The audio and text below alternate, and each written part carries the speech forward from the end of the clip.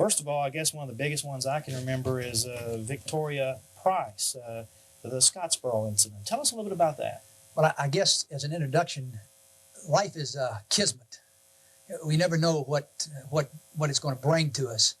I had been practicing law only approximately 5 years when in 1978, NBC aired a show, a wonderful movie, by the way, of a very courageous judge in Decatur, Alabama, Morgan County, Judge Horton. And the name of the movie, if I recall correctly, was Judge Horton and the Scottsboro Boys. And it was a movie about a judge who had given a new trial to 7 black youngsters, males, who had been accused of raping 2 white women on a train coming from Chattanooga back toward, actually Huntsville, but the train was stopped either in Paint Rock or over in Jackson County anyway. And that case, that movie, was about this courageous judge who in the rural South at that time did something that cost him his political career. But in making the movie in such a fashion as to make Judge Horton look good, they depicted the women rather shabbily. Now, in all candor, the script writers thought the women were dead. Fortunately for me, Victoria Price was very much alive and living in Lincoln County, and she showed up in my office one day and asked me if I knew who Victoria Price was. And frankly, I was a little bit taken aback.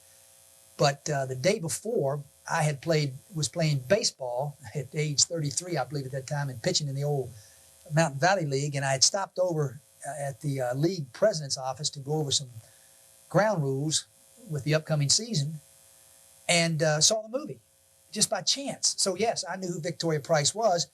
I had no idea of the significance of that case with respect to jurisprudence. It became a case that was covered by every network. It had great import because it was a case back in the 30s that dealt with the rights of the individual to have effective assistance of counsel. And those youngsters were all convicted 4 or 5 different times and condemned to hang. And the charges were flimsy at best.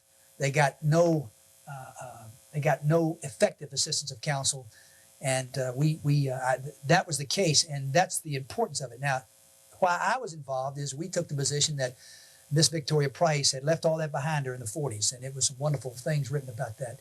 She left it behind her and came to rural Tennessee, where she became a private citizen. And we thought that was invading her privacy, and certainly she was not a public figure, as the folks wanted to argue from the plaintiff's side. And we tried that case on that issue. I lost the case at the trial level. The judge didn't let it get to the jury. I took it to the 6th Circuit Court of Appeals and lost it there. And then we asked for certiorari. That's asking that the United States Supreme Court review it, and they granted it, which is a feat. Wow. I guess I'm the only lawyer from here anyway, that's ever had permission to argue a case before the Supreme Court. Mm-hmm. And but that case was settled basically at the courthouse steps. Wow. We were paid.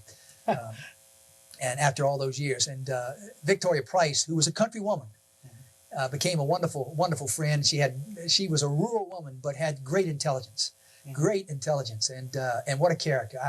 She died not long after she got her settlement, so she probably didn't get to enjoy the real benefits of her. But she enjoyed it. I mean, this woman was quite a character. And she had a great little husband who later died, whose name was Street. Her name, when I knew her, was Street, Victoria Street. Mm-hmm. And I got to know all the Streets and the family, and it was wonderful. It was a great experience for me for somebody new in this rural area to really see what rural America was all about, and the intelligence of folks who were maybe by the city folks are considered not only rural but bumpkins. Yeah. They're far from it.